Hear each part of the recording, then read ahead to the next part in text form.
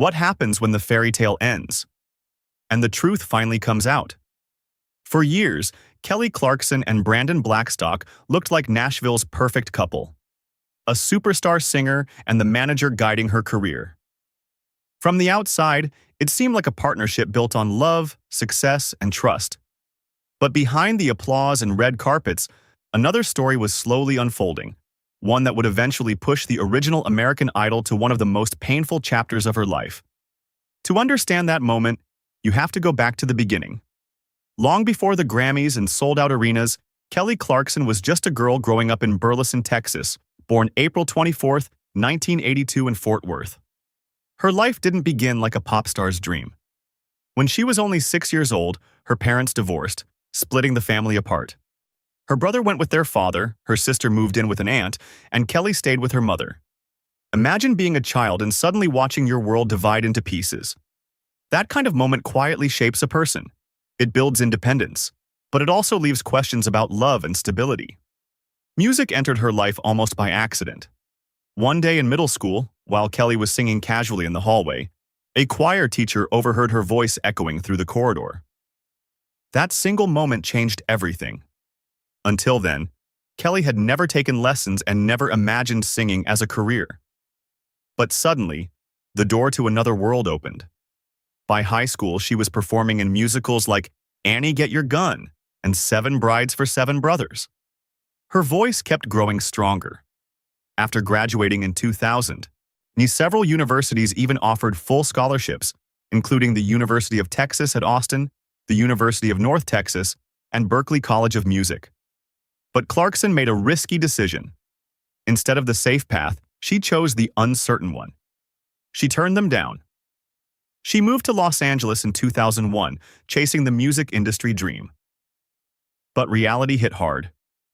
She worked small jobs, appeared briefly as an extra on shows like Sabrina the Teenage Witch, and faced rejection after rejection.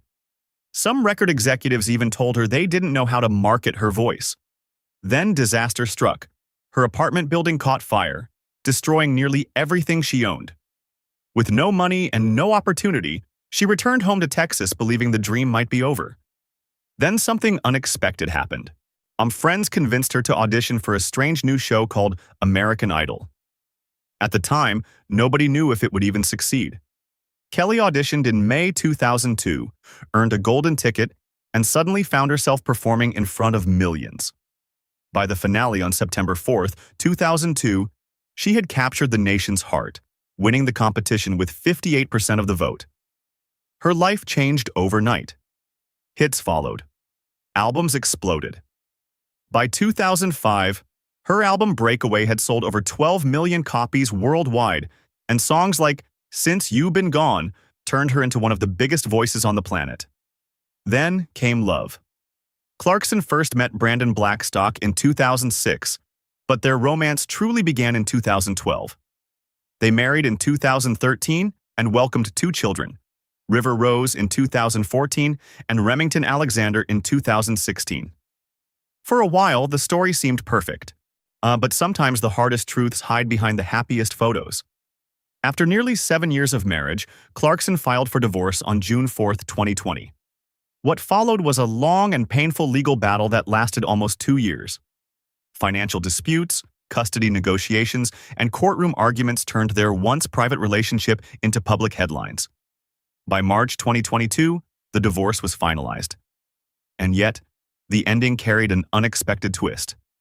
In 2025, when Brandon Blackstock was battling melanoma, Clarkson reportedly helped care for him despite everything that had happened. Because sometimes life isn't about revenge. Sometimes it's about compassion, especially when children and shared memories remain. Today, Kelly Clarkson's story is no longer about heartbreak.